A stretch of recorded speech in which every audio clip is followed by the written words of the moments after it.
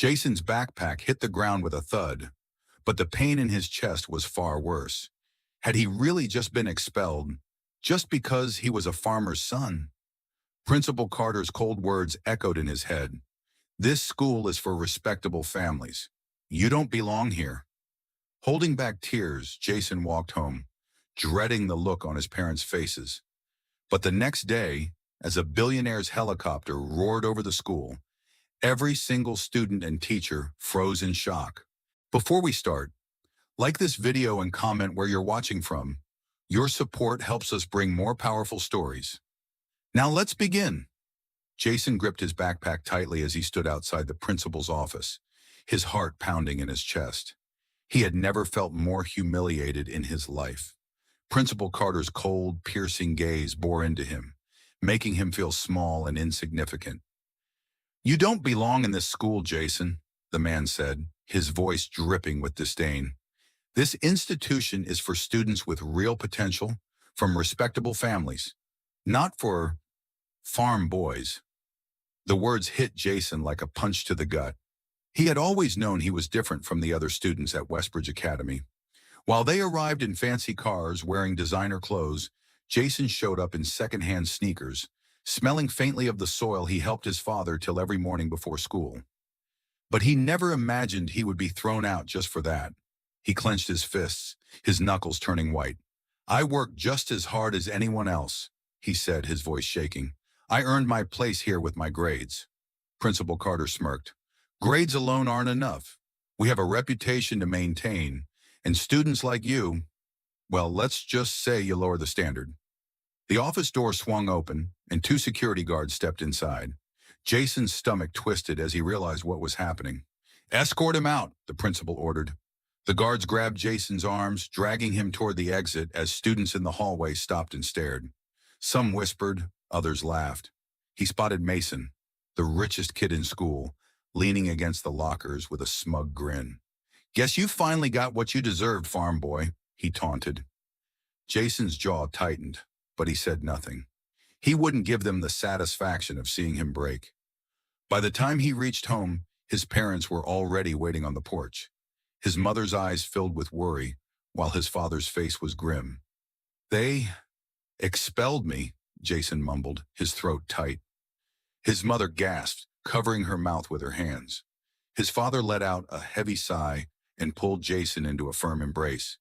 We'll figure something out, he said, but Jason could hear the uncertainty in his voice. That night, Jason lay in bed staring at the ceiling, anger and shame burning inside him. He had done nothing wrong, yet he had been tossed aside like he was worthless. He wished, just for once, someone would stand up for him, someone with power, someone who could make them see that he mattered. The next morning, just as classes were about to begin at Westbridge Academy, a deafening roar filled the sky. Students rushed outside, shielding their eyes against the sunlight as the massive black helicopter descended onto the school's front lawn. The blades sent powerful gusts of wind rippling through the crowd. Teachers exchanged confused glances. Principal Carter stormed outside, his face red with frustration. What is the meaning of this? He barked. Then the helicopter door swung open, and the entire school went silent. The entire school stood frozen as the helicopter's powerful blades sent waves of dust and wind through the air. Students shielded their faces, their hair whipping around wildly. Some whispered, others pulled out their phones, recording what was happening. Nobody had ever seen anything like this at Westbridge Academy.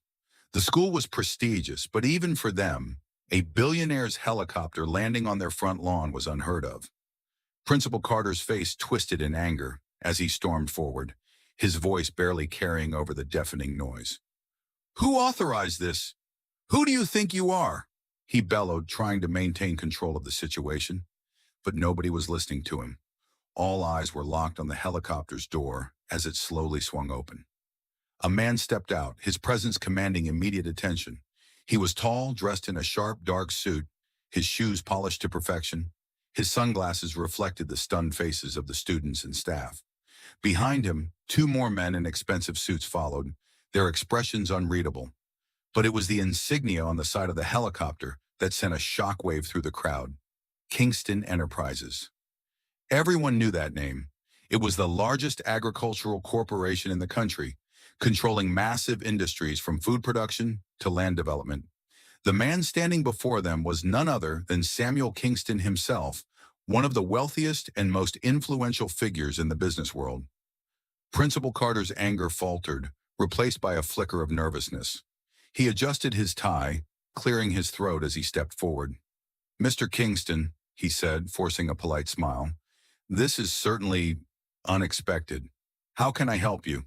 Samuel Kingston didn't reply immediately.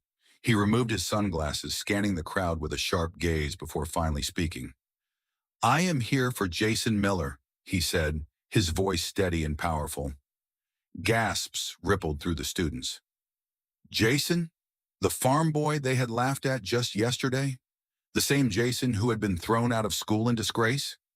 Principal Carter blinked, caught off guard. He let out a forced chuckle. "Ah, Jason. I see. Well, Mr. Kingston, I am afraid he is no longer a student at our institution." Samuel Kingston's eyes darkened. "I am aware," he said. "That is why I am here." Jason's name spread through the school like wildfire. Those who had mocked him now looked at each other in disbelief. Mason, who had taken particular pleasure in Jason's humiliation, shifted uncomfortably. The smirk wiped clean off his face. Inside his home, Jason was still in bed, staring at the ceiling. He had spent most of the night replaying the events of the previous day, the humiliation cutting deep. His parents had tried to comfort him, but their words did little to ease the ache inside. He had worked so hard to earn his place at Westbridge, only to be tossed out like he was nothing. Then he heard it, the unmistakable roar of a helicopter. The entire house trembled slightly from the vibration. Jason shot up in bed, his heart pounding. Who in the world would be landing a helicopter in their small town? His father was already at the door, his face pale with confusion. Jason quickly threw on a shirt and ran outside, his breath catching at the sight before him. Parked right outside their modest farmhouse was the same helicopter that had just landed at Westbridge. And stepping out of it, with the kind of presence that could shake mountains, was Samuel Kingston. Jason's mother clutched her husband's arm, her voice barely a whisper. That is Samuel Kingston." Jason could hardly breathe as the billionaire locked eyes with him and took a step forward. Jason felt frozen in place as Samuel Kingston walked toward him. The billionaire's presence was overwhelming, his movements precise and controlled. His expensive shoes crunched against the gravel of the farmhouse driveway, and Jason could hear his own heartbeat pounding in his ears. His parents stood beside him, their expressions caught between awe and confusion. "You are Jason Miller," Kingston said, his voice carrying authority. It was not a question, it was a statement, as if he already knew everything about him. Jason swallowed hard, nodding. "Yes, sir." Samuel Kingston studied him for a moment before glancing around at the modest farmhouse, the surrounding fields, and the rusted old truck parked near the barn. His eyes returned to Jason, and then, to everyone's shock, he extended his hand. "Your father is Benjamin Miller," Kingston said, turning slightly toward the older man. "We worked together many years ago." Jason's father hesitated before shaking his hand. "Yes, sir," he said. "I worked on one of your early agricultural projects when I was younger." Kingston gave a small nod. "And from what I understand, your son was expelled from Westbridge Academy yesterday." Jason felt his stomach drop. The shame of that moment returned, along with the humiliation of being thrown out like he was worthless. He glanced away, clenching his jaw. "Yes," he admitted quietly. Kingston's expression remained unreadable. "Tell me what happened." Jason hesitated, but his father gave him a reassuring nod. Taking a deep breath, he recounted everything. The principal's unfair decision, the way Mason and his friends had mocked him, and how he had been dismissed as if he did not belong. By the time he finished, his hands were balled into fists. There was a long silence. Kingston turned to one of the men standing behind him, a tall, sharp-looking assistant. "I want a full report on Westbridge Academy's board and administrative history. Now." The assistant nodded, immediately pulling out a tablet and typing. Kingston turned back to Jason, his gaze intense. "I do not tolerate injustice. Your father was one of the hardest working men I have ever met, and if you have even half of his determination, then Westbridge made a grave mistake. Jason's father's eyes widened. Sir, I appreciate you coming here, but Kingston held up a hand. This is not about appreciation, Benjamin. This is about setting things right. He turned back to Jason. Get in the helicopter. Jason's breath caught. What? Kingston's tone was firm. You are coming with me. We have unfinished business at Westbridge Academy. Jason's mother took a worried step forward. Sir, what exactly are you planning? Kingston glanced at her with a calm but unwavering expression. I am going to make sure your son gets the future he deserves. Jason exchanged a stunned look with his parents. A day ago, he had lost everything. Now one of the most powerful men in the country was standing in his driveway, telling him to step into a billionaire's helicopter. Jason took a deep breath. This was insane. This was impossible. And yet deep down, something told him. His life was about to change forever. The roar of the helicopter blades filled Jason's ears as he strapped into the leather seat. He could hardly believe what was happening. Just yesterday, he had been humiliated and expelled, feeling like a nobody. Now he was sitting beside Samuel Kingston, a billionaire whose name carried more power than the entire school board combined. As the helicopter lifted off, Jason glanced out the window. His parents stood below, watching with expressions of shock and uncertainty. His mother clutched his father's arm, as if unsure whether to be proud or afraid. Jason swallowed hard. He had no idea what awaited him, but he knew one thing. This was not just a ride. This was a mission. Kingston sat calmly, reading something on a tablet, while one of his assistants whispered updates to him through a headset. Jason could feel the weight of his presence. Every move he made was calculated. Every word carried importance. After a few minutes, Kingston turned to him. Do you know why I am doing this? Jason hesitated. Because you knew my father? Kingston nodded but leaned slightly closer. That is a part of it, but there is another reason. I do not believe in wasted potential. He tapped the screen of his tablet, turning it toward Jason. You have a perfect academic record.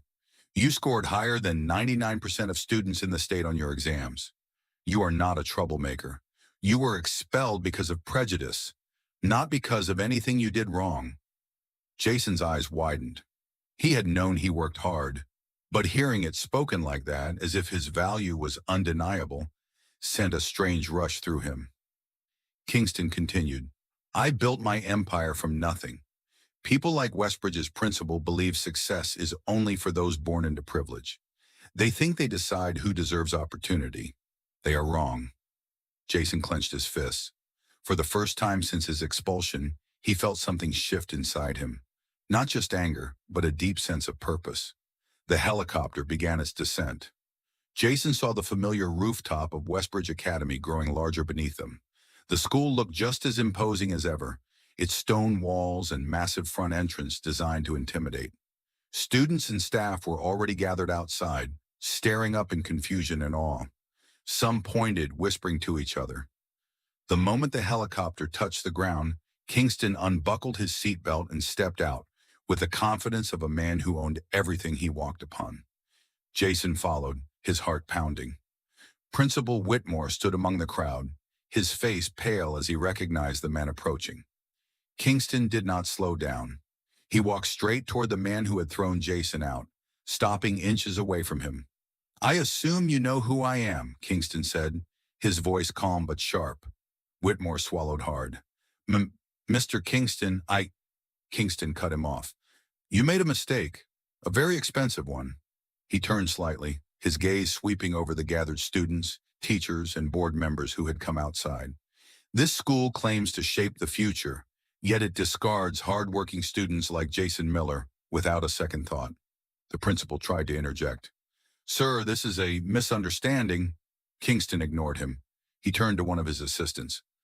How much is the largest donation ever made to Westbridge Academy? The assistant checked a file. $1 million, sir. Kingston nodded slowly. Then, in a voice that carried across the entire courtyard, he said, I will donate $10 million today. Under one condition. Silence fell. Everyone stared at him, waiting for his next words. He turned back to Whitmore. You will reinstate Jason Miller immediately, and you will publicly apologize. Whitmore's face turned red. Mr. Kingston, that is highly irregular. Kingston's expression did not change. You have 5 seconds to decide. Jason stood frozen, watching the most powerful man he had ever met take control of the very institution that had tried to destroy him. Principal Whitmore's lips parted, but no words came out. His eyes darted between Kingston, the board members, and the sea of students who were now recording the scene with their phones. The entire school was holding its breath, waiting for his response.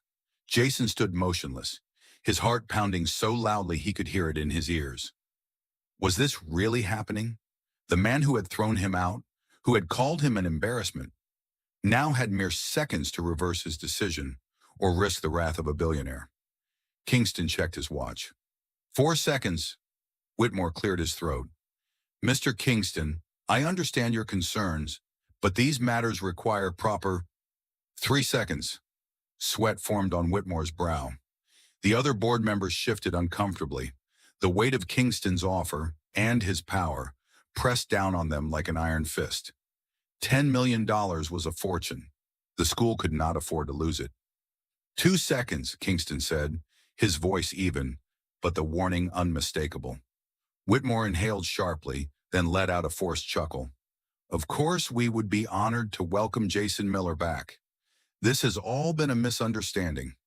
His voice trembled slightly as he turned toward the students and staff. I deeply regret any unfair treatment Jason may have received. As the principal, I take full responsibility for this oversight and officially reinstate him immediately. Jason's stomach tightened. The apology sounded rehearsed, hollow, but it did not matter. He had won. Kingston did not react right away. He let the silence stretch just long enough to make Whitmore sweat even more.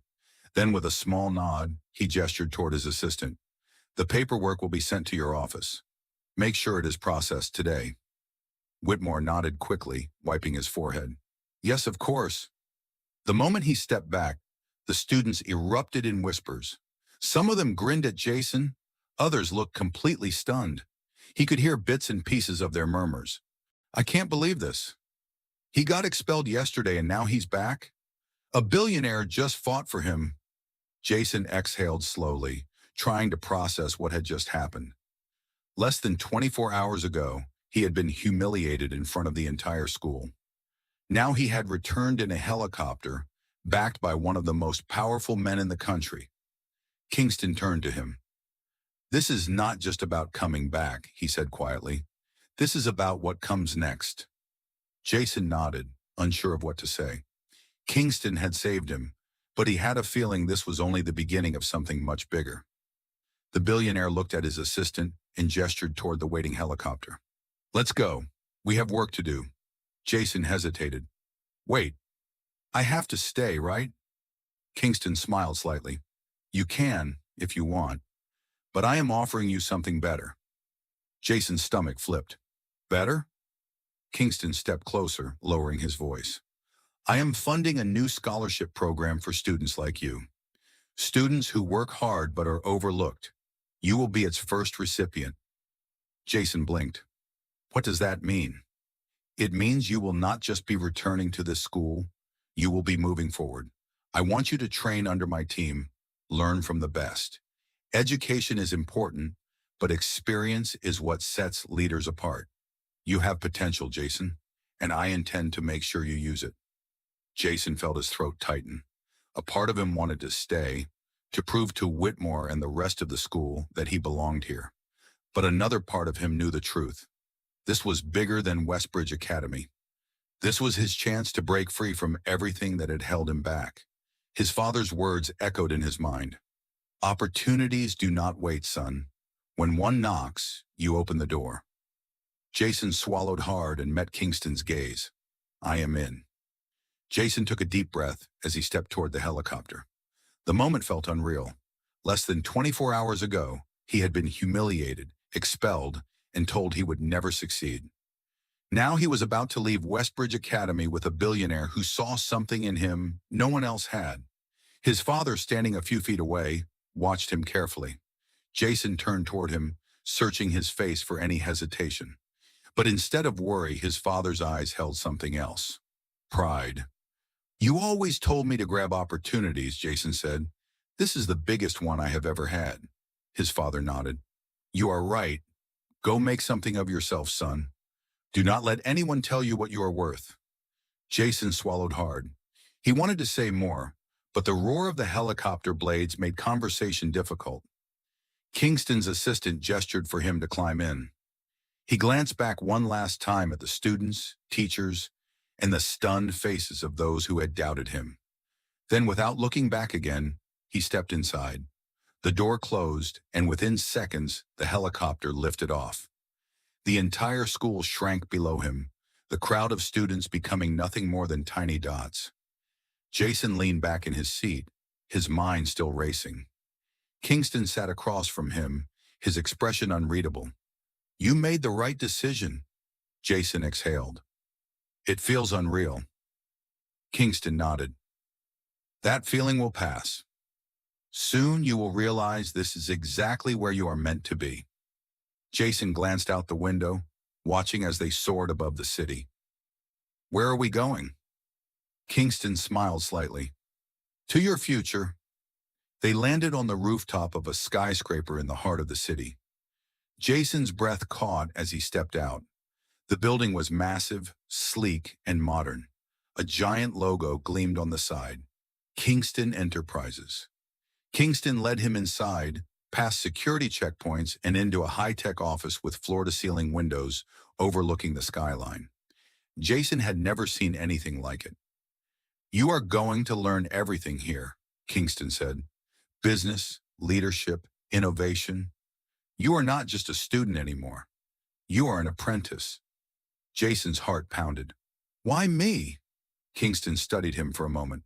"Because you remind me of myself. I was once the boy no one believed in, but someone gave me a chance.